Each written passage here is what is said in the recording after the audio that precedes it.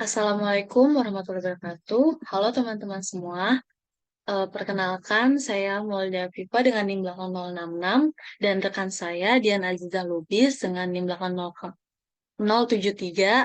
Kami merupakan mahasiswa semester 5 jurusan Sistem Informasi di UPN Veteran Jakarta. Di sini kami akan mempresentasikan dan menjelaskan eh, mendeteksi seseorang menderita diabetes atau tidak dengan menggunakan dataset diabetes. Dataset yang kami gunakan di sini terdapat beberapa kolom, yaitu pregnancies, kehamilan, glukos, konsentrasi glukosa plasma, kemudian ada blood pressure, tekanan darah, ada skin thickness, ketebalan lipatan kulit atau tricep, insulin, yaitu insulin serum selama 2 jam, ada BMI, merupakan indeks massa tubuh, diabetes pedigree function, merupakan fungsi yang menilai kemungkinan diabetes, lalu age atau umur, dan outcome atau variable kelas dari dataset. 0 berarti no dan 1 berarti yes.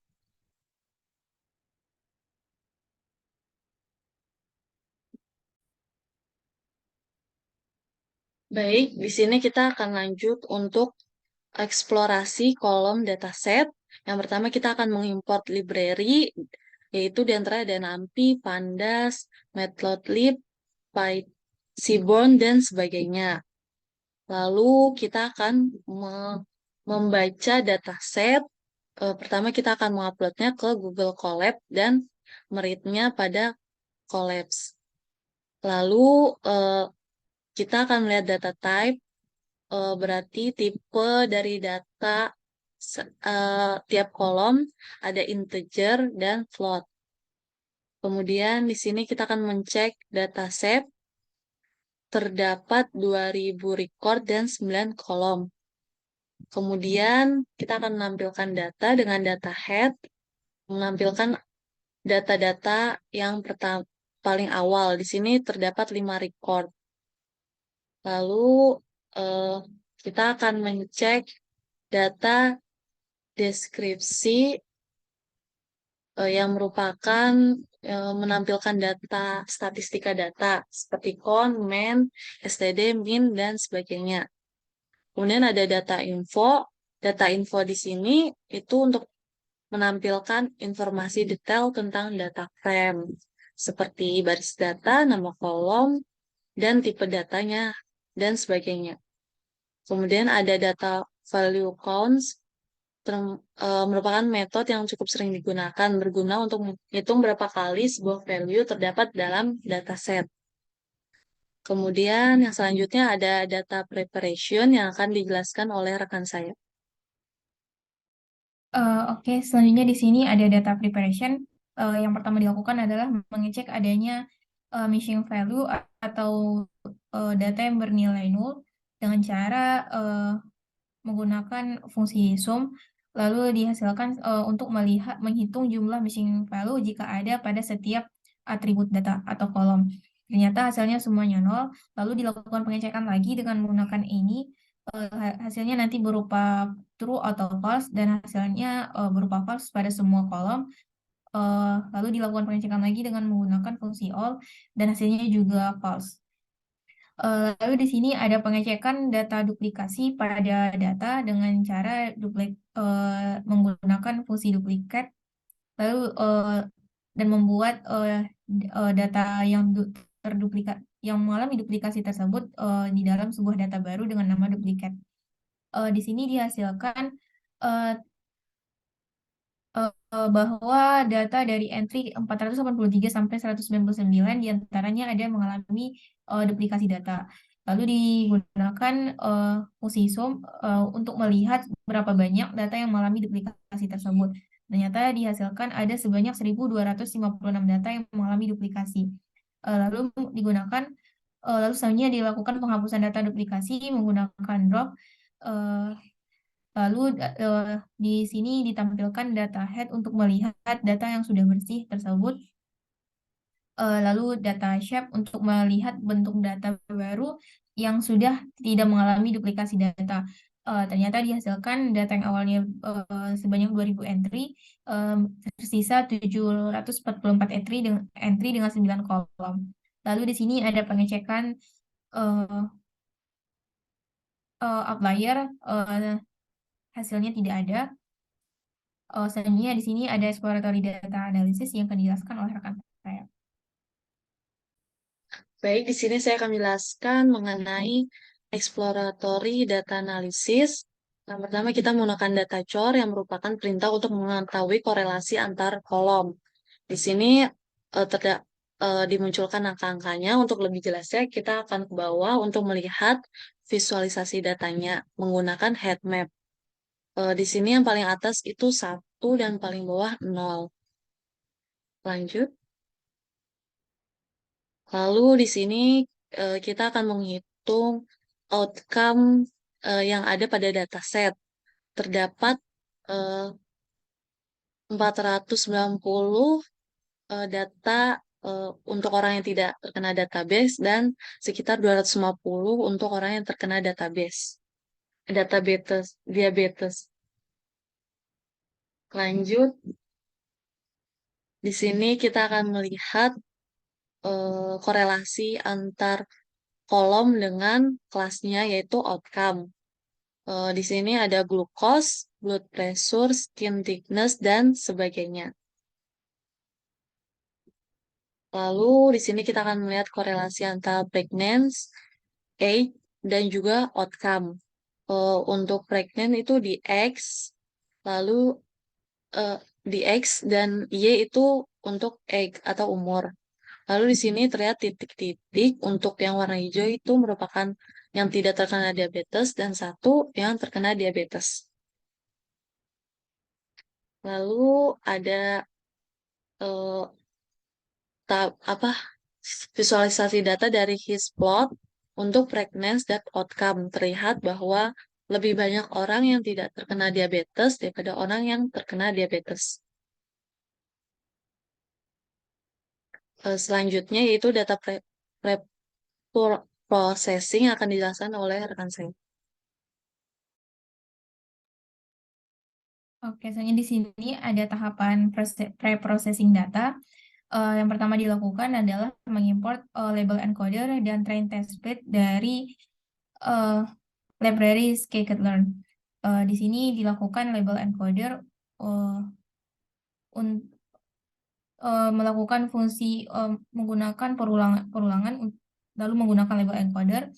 Lalu di sini adalah membuat variabel X dengan menghilangkan uh, tabel outcome dan Y yang nilai dan tabel Y juga ada outcome-nya.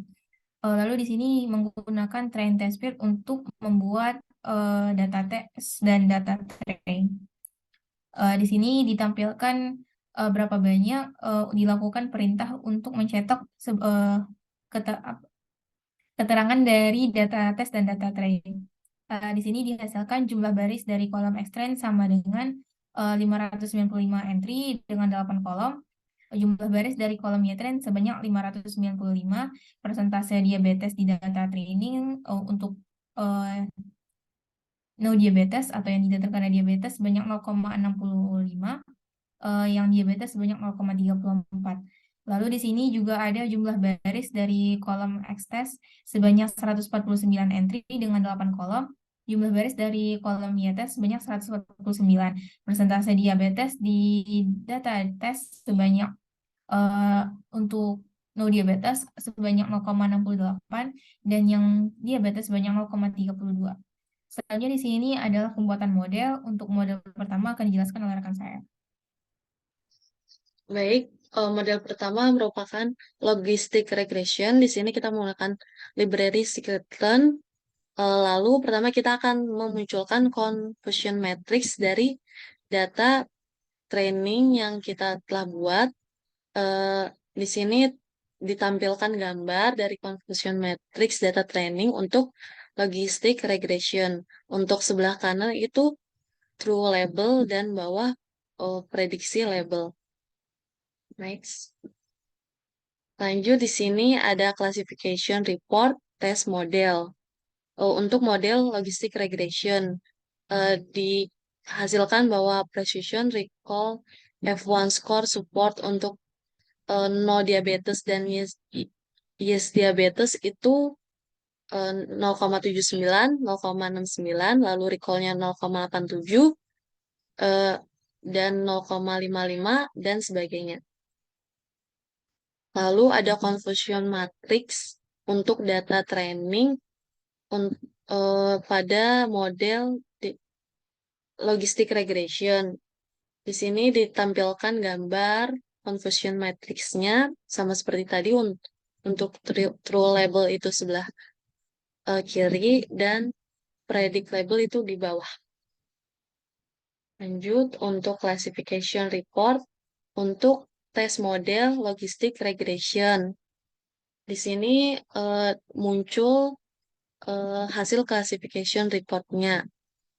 Kemudian kita akan menentukan akurasi, dihasilkan bahwa training score pada logistic regression sebesar 76,13, kemudian min-nya 0,19, R2 skornya 0,10, dan untuk akurasinya dihasilkan 80,53. Kemudian model yang selanjutnya yaitu gradient boosting classifier. Di sini sama kita menggunakan model library scikit-learn, lalu ada YPRED-train dan YPRED-test.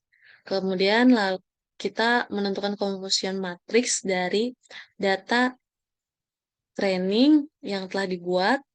Di sini dihasilkan confusion matrix dari data training untuk gradient boosting classifier.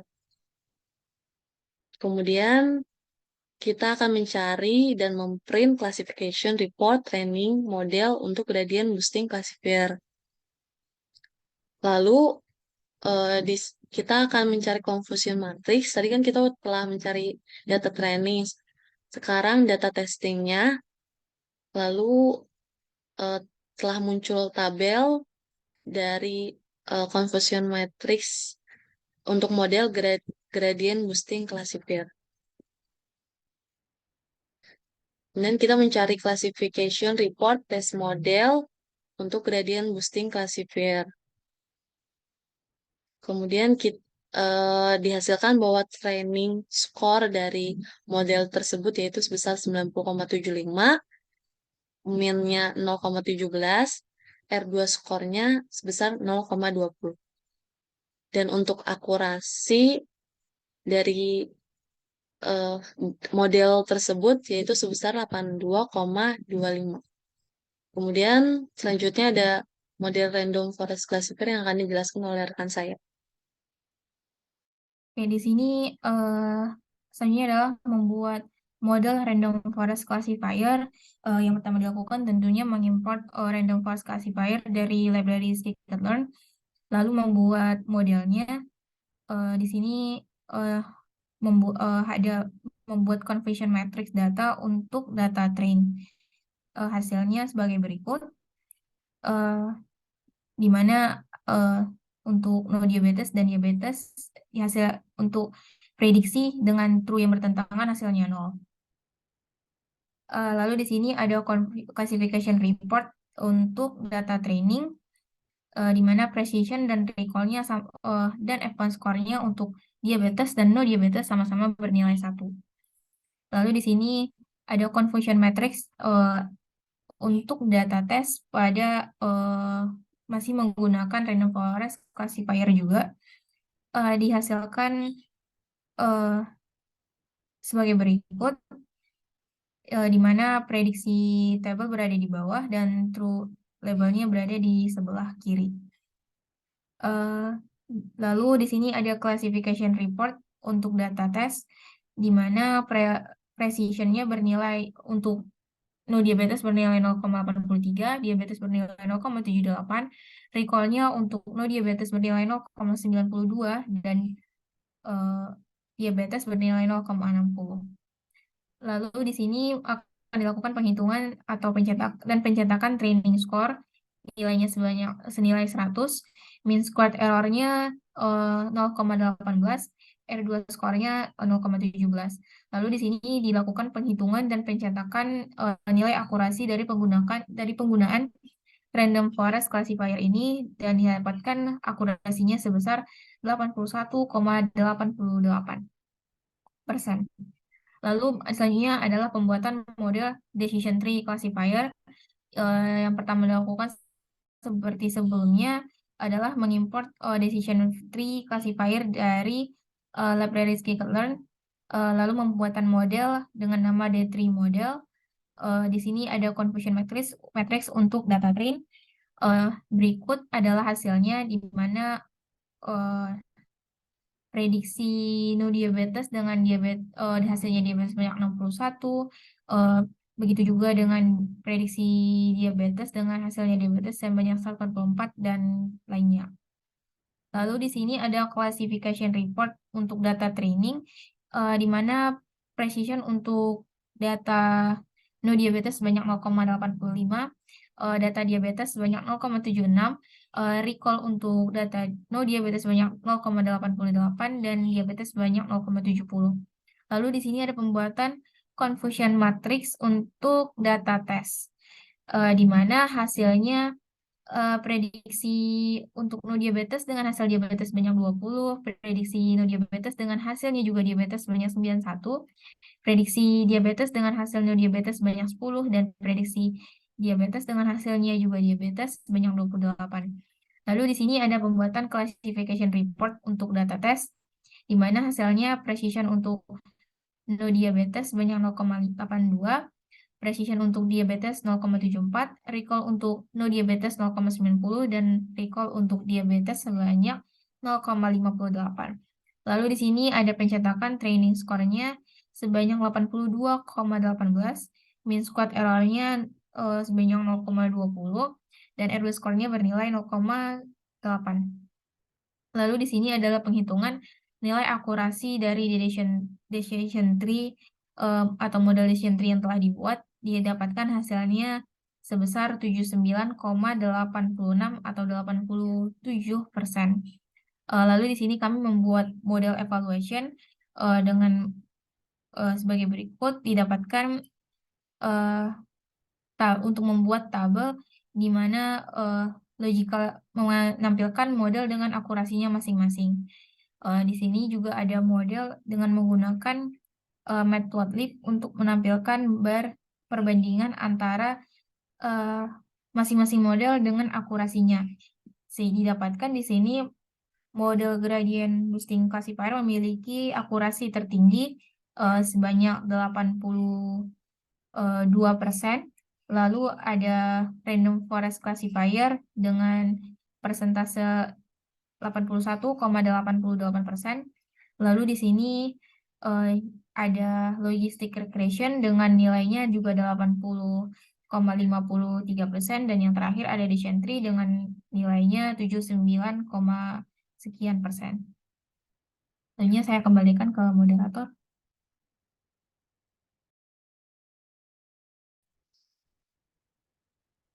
Baik, di sini kita menyimpulkan bahwa logistic regression itu mempunyai nilai akurasi 80,53, kemudian gradient boosting classifier dengan nilai akurasi 82,55, lalu ada random forest classifier, akurasinya 81,87, dan decision tree classifier dengan nilai akurasi 79,86. Dihasilkan bahwa gradient boosting classifier itu memiliki nilai akurasi paling tinggi untuk model dataset yang kita gunakan. Lalu untuk berdasarkan korelasi antar kolom, untuk kolom age dan pregnancies dan BMI dan skin thickness memiliki hubungan linear positif sedang.